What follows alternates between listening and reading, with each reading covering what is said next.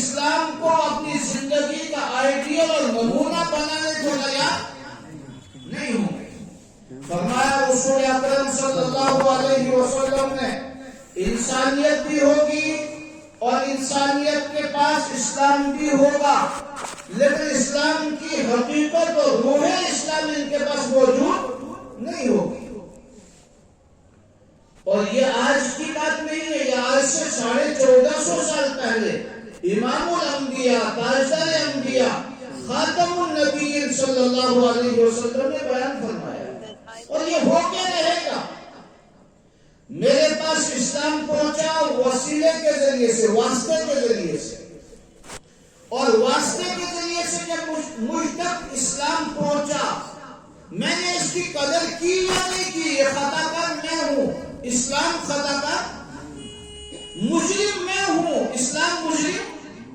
اسلام نے امن کا درس دیا، اسلام نے انسانیت کو انسان بنانے کی طرح طرح کی کوششیں کی، لیکن جب انسانیت نے اسلام کو چھوڑ دیا تو محمد رسول اللہ صلی اللہ علیہ وسلم کی پیشن گوئی پوری ہو گئی۔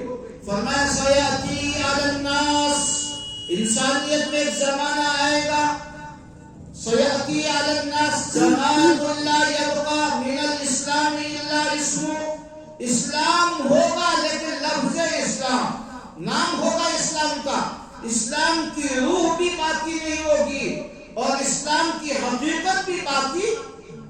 اور آج کے زمانے میں نمازی ہے لیکن گمراہ ہے، روزے دار ہے لیکن ہے گمراہ، یہ زکات دینے والا بھی ہے لیکن ہے گمراہ۔ کیوں گمراہ ہے؟ نمازی ہے، نمازی اس نماز کے ذریعے سے جس کو فوائد ملنے چاہیے تھے وہ فوائد حاصل نہیں کرتا۔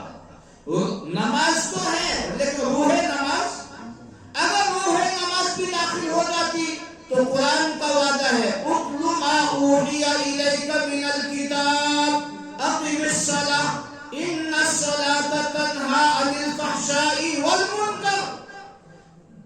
انسانیت سے خطاب ہے، یا رسول اللہ صلی اللہ علیہ وسلم ان لوگوں سے کہہ دیجئے، کن سے؟ صحابہ کی جماعت سے، اور قیامت کے صبح تک آنے والے مومنین سے کہہ دیجئے اتل ما اوحی الیک من الکتاب، تم تلاوت کرو آسمانی کتاب کی۔ کون سی کتاب؟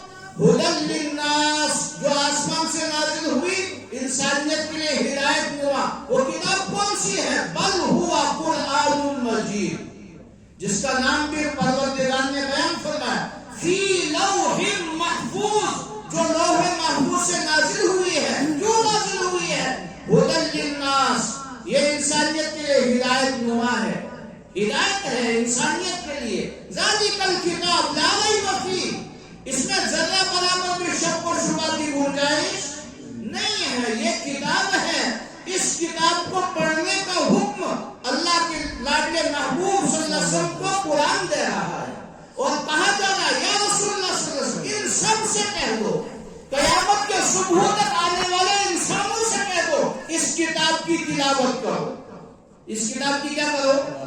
تلاوت کرو۔ اب تلاوت کے ساتھ پروردگار نے فوراً جملہ چینج فرمایا، ہونا تو یہ چاہیے تھا اس کتاب کی تلاوت بھی کرو اور اس کتاب کے معنی اور مفاہیم پہ تدبر بھی کرو، غور و فکر کرو۔ اس کتاب کے تدبر کی وجہ سے تمہارے اندر سے گمراہی ختم ہو جائے گی، ضلالت ختم ہو جائے گی۔ لیکن پروردگار نے موضوع چینج فرمایا۔ موضوع کیوں چینج ہوا؟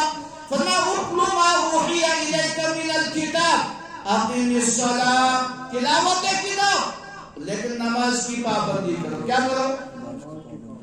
نماز کا حکم قرآن پاک کے ہر صفحے میں ملتا ہے، ہر صفحے میں نماز کا حکم ملتا ہے، لیکن اس نماز کے حکم پر جب دورے حاضر میں انسان غور کرتا ہے، ایک آدمی نمازی بھی ہے لیکن گناہ بھی کر رہا ہے، ایک آدمی نمازی بھی ہے لیکن رشوت بھی کھا رہا ہے، ایک آدمی نمازی بھی ہے سود بھی کھا رہا ہے، ایک آدمی نمازی بھی ہے لیکن جادوگر بھی ہے، ایک آدمی نمازی بھی ہے دوسرے لوگوں پر ظلم و ستم بھی کر رہا ہے۔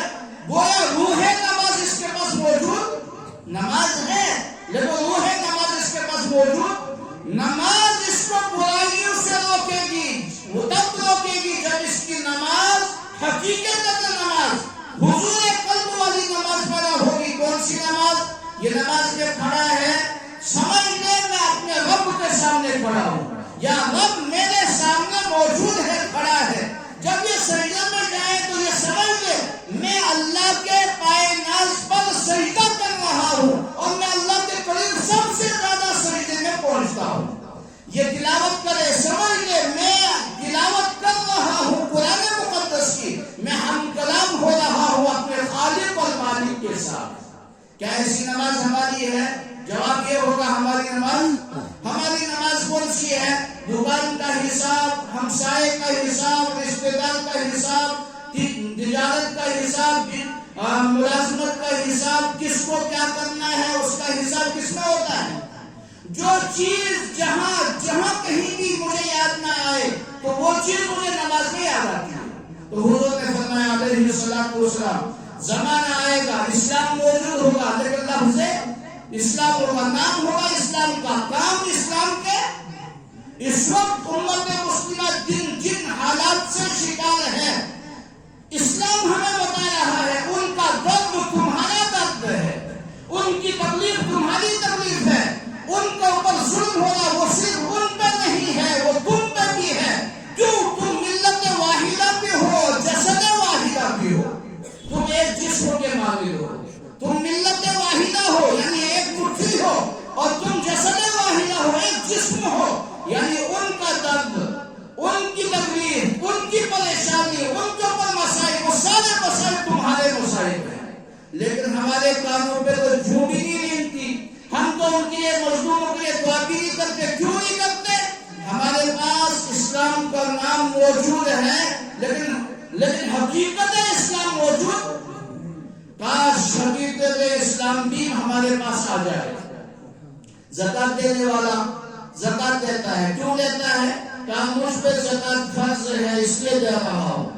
لیکن سابقہ زمانے میں بھی لوگ زکات دیتے تھے۔ زکات دینے ایک تو فرض سمجھ کر زکات دی جاتی تھی، اور دوسرا جب زکات دی جاتی تھی اس میں اخلاص ہوتا تھا، دکھلاوا نہیں ہوتا تھا۔ آج کا زکات دینے والا زکات دے رہا ہے لیکن زکات اس لیے دے رہا ہے تاکہ لوگ مجھے کہیں یہ سخی ہے، سخاوت والا ہے۔ اور محمد رسول اللہ صلی اللہ علیہ وسلم نے ارشاد فرمایا 3 آدمی قیامت کے دن سب سے پہلے جہنم رسید کر دیے جائیں گے۔ کتنے آدمی؟ 3 آدمی، اور سب سے پہلا کہا عالم، سب سے پہلا جہنمی ہے۔ کون سا؟ منبر پہ واز پڑھنے والا، اللہ بچائے، اپنے رحم کا قلم ہمارے حال پہ اٹھائے۔ عالم سب سے پہلا جہنمی ہوگا۔ دوسرا، جس جوان نے، جس بزرگ نے، جس بچے نے اللہ کے راستے میں جان دی، یعنی اللہ کے راستے میں جہاد فی سبیل اللہ کرتا رہا اور جان دے دی، کہا یہ جہنمی ہے۔ کیا ہے؟ اور تیسرا سخی، سخاوت کرتا رہا، بہت سخاوت کی لیکن ہے جہنمی۔ رسول اکرم صلی اللہ علیہ وسلم نے جب یہ جملہ ارشاد فرمایا، صحابہ سوالات فرمایا کرتے تھے۔ صحابہ نے پوچھا یا رسول اللہ عالم جہنمی کیوں ہوگا؟ حضور نے فرمایا علیہ الصلوۃ والسلام اس نے علم اس لیے حاصل کیا ہوگا تاکہ لوگ مجھے عالم کہیں۔ اس نے علم اس لیے حاصل کیا ہوگا تاکہ لوگ مجھے قاری کہیں، قاری قرآن کہیں، عالم دین کہیں، مفتی دین مدین کہیں۔ وہ سب کچھ اس کو دنیا میں کہا گیا ہوگا، آخرت میں اس کا کوئی بھی حصہ باقی۔ فرمایا یا رسول اللہ صلی اللہ علیہ وسلم جس نے اللہ کے راستے میں خون بہایا ہوگا وہ جہنمی کیسے؟ کہا اس نے اپنی جوانی کا نذرانہ اس لیے پیش کیا ہوگا تاکہ لوگ مجھے بہادر کہیں، مجاہد کہیں۔ وہ سب کچھ دنیا میں اس کو کہا گیا ہے، دنیا والوں نے اس کی بہت تعریفیں کی ہیں۔ اب ہمارے درمیان میں اور اس کے درمیان میں کوئی بھی چیز باقی نہیں رہی، اس لیے یہ بھی جہنمی ہے۔ کا سخی کا بہت مال خرچ کرتا رہا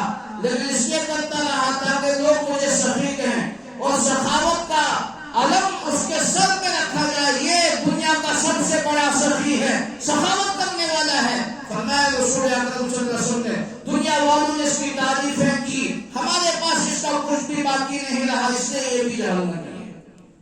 سخی بھی جہنمی، مجاہد بھی جہنمی، اور عالم بھی۔ عالم وہ جہنمی نہیں جس نے علم حاصل کیا اللہ کی رضا کے لیے۔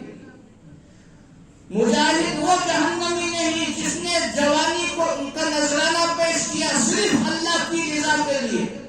سخی وہ سخی جہنمی نہیں جس نے سخاوت کی صرف اللہ کی رضا کے لیے، دنیا والوں کے لیے نہیں کیا۔ لیکن آج کی ہماری نماز، ہماری زکات، ہماری سخاوت، ہمارا روزہ، ہمارا تلاوت قرآن، ہمارا اٹھنا بیٹھنا چلنا پھرنا کن کے لیے ہے؟ ہم دائیں بائیں دیکھا کرتے ہیں۔ دیکھنے والا، جب میرے اکیلے انفرادی نماز ہوتی ہے گھر کے کمرے میں، میری نماز بہترین اطمینان کے ساتھ ہوتی ہے یا چند منٹ میں 20 رکعت پوری ہو جاتی ہے؟ میری نماز جب انفرادی اور اپنے گھر کے کمرے میں ہو، جہاں کوئی بھی مجھے نہ دیکھتا ہو سوائے رب العالمین، وہ احساس تو ہم سے ختم ہو چکا ہے۔ اگر وہ احساس ہمارے اندر موجود ہوتا تو پھر امت روتی، امت کے لیے روتی یا نہیں روتی؟ یہ آنکھوں سے خون کے آنسو بہاتی امت کے لیے، امت کا درد اس کے سینے میں ہوتا، لیکن وہ درد تو ختم ہو گیا۔ اب میری نماز میرے کمرے میں انفرادی ہے، یہ 4 رکعت کی نماز ہے، 2 منٹ میں پوری ہوتی ہے۔ مجھے یہ بھی معلوم نہیں کہ اب تحیات میں نے مکمل پڑھا یا نہیں پڑھا، میں نے درود شریف پڑھا یا نہیں پڑھا، میں نے دعائے معصورہ پڑھا یا نہیں پڑھا، میں اپنے رب سے کلام کر رہا ہوں یا نہیں کرتا، میں سورہ اخلاص بھی مکمل کر پاتا ہوں یا نہیں کر پاتا، مجھے اس نماز پر کوئی۔ اس لیے فرمایا حضرت رسول اکرم صلی اللہ علیہ وسلم نے فرمایا نمازی ہوں گے، لیکن نمازیوں کی نماز گندے کپڑے میں پہن کر ان کے چہرے پہ پھینک دی جائے گی۔ نمازی ہوں گے لیکن نماز ان کی گندے کپڑے